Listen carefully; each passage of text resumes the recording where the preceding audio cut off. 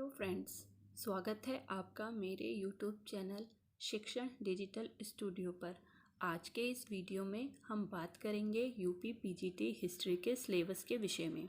लेकिन वीडियो शुरू करने से पहले अगर आप मेरे चैनल पर नए हैं तो इसे सब्सक्राइब करें, शेयर करें तथा बेल आइकन प्रेस करना ना भूलें, जिससे आपको मेरे आगे आने वाले सभी वीडियोस की नोटिफिकेशन प्राप्त हो सके।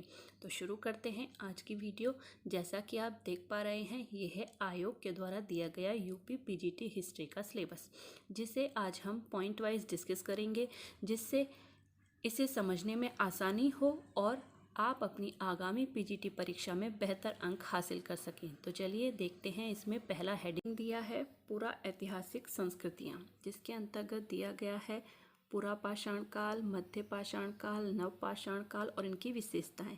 इसके अलावा सिंधु घाटी सभ्यता, इसका नगर नियोजन, धार्मिक जीवन और सामाजिक जीवन, वैदिक काल में पूर्व वैदिक काल, उत्तर वैदिक काल की सामाजिक दशा, धार्मिक दशा, आर्थिक दशा और राजनीतिक दशा, धार्मिक आंदोलन जिसमें आपका जैन धर्म, बौद्ध धर्म, भागवत धर्म, शैव धर्म और हिंदू धर्म के पुनर्गठन में शंकराचार्य का योगदान।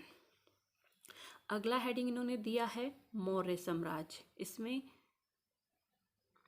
राजनीतिक इतिहास, अशोक का मूल्यांकन, समाज एवं संस्कृति। उसके बाद दिया है आपका गुप्त राजवंश, जिसमें इसका राजनीतिक इतिहास, कला, धर्म, दर्शन और समाज। इसके बाद गुप्तोत्तर काल में आर्थिक और सामाजिक परिवर्तन। उसके बाद आपका चोल राजवंश, जिसमें राजनीतिक इतिहास, चोल प्रशासन, उत्तर भारत की राजनीति और सामाजिक स्थिति, जो कि सिर्फ आपको पढ़नी है 800 ईसा से 1200 ईस्वी तक। उसके बाद अगला हेडिंग दिया है इन्होंने तुर्क आक्रमण, महमूद गजनवी, मोहम्मद गौरी, दिल्ली सल्तनत की स्थापना, कुतुबुद्दीन ऐबक की उपलब्धियां, मूल्यांकन, इल्तुतमिश का सल्तनत शासकों में स्थान। उसके बाद आपका रजिया सुल्तान, मध्यकालीन भारतीय इतिहास में उसका महत्व। इसके बाद बलबन की प्रारंभिक कठिनाइयां, बलबन का राजत्व सिद्धांत, खिलजी क्रांति और उसका महत्व। इसके बाद अलाउद्दीन खिलजी का साम्राज्य विस्तार, उसकी बाजार मूल्य निरंतर नीति, भू राजस्व सुधार नीति, उसकी दक्षिण नीति। उसके बाद आता है आपका तुगलक वंश, जिसमें आपका गयासुद्दीन तुगलक, उसका जीवन चरित्र, उपलब्धियां। उसके बाद मोहम्मद बिन तुगलक, उसकी योजनाएं, मोहम्मद बिन तुगलक का मूल्यांकन। उसके बाद आता है फिरोज तुगलक। उसके बाद आता है आपका इसमें तैमूर का आक्रमण, उसके प्रभाव से बनने वाले जो छोटे राज्य थे, जैसे बहमनी, विजयनगर, सैयद और लोदी वंश, मुगल वंश। और उसके बाद आ जाता है मुगल वंश में आपका बाबर, हुमायूं, अकबर, जहांगीर, शाहजहां और औरंगजेब।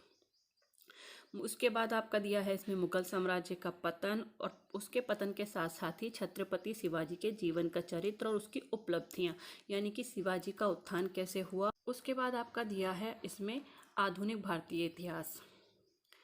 इसमें आपका दिया है भारत की ईस्ट इंडिया कंपनी का आगमन, भारत में ब्रिटिश शासन के राजनीतिक और आर्थिक प्रभाव, सन 1857 के विद्रोह के कारण, स्वरूप, परिणाम और 19वीं शताब्दी में जो पुनर्जागरण हुआ। एक पुनर्जागरण हम ऊपर देख चुके हैं, जिसमें आपका बौद्ध, जैन वगैरह आया था। ये 19वीं शताब्दी का पुनर्जागरण है, जिसमें आपका स्वामी दयानंद सरस्वती, राजा राम मोहन राय, अरविंद घोष, एनी बेसेंट और इसके अलावा Rabindranath Tagore.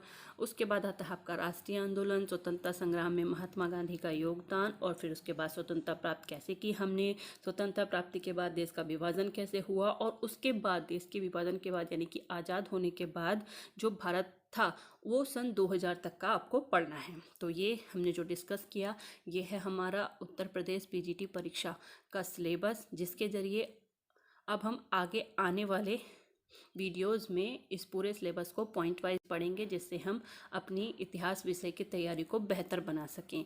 Thank you for watching.